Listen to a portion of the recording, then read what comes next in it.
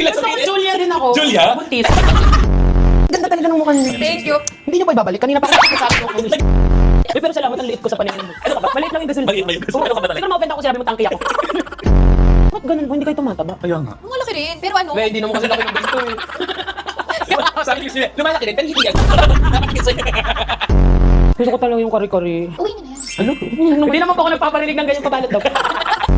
Oo, yung tatak na tatak nga yun eh. Ay. Yung nga naaalala ko agad sa'yo eh. Grabe tatak na tatak. Di ba yung mga baboy tinatak? Yung po ba ibig niyo sabihin? Pakita mo yung tatak mo. So, ikaw na buba ang forever ni Tanggol? I think wala siyang choice. Grabe yung gift sa'yo. Grabe yung gift sa Julia Buntes. Julia Buntes, binati si Julia Buntes. Ay, what if maging ako si ano? Sino ba si Andrea Brillante? Fatima? Si Andrea. Fati na lang pangalan. Ba't Fati? Ang apelido ko, Liver. Fati Liver. Bakit feeling hindi ka ako chitilio?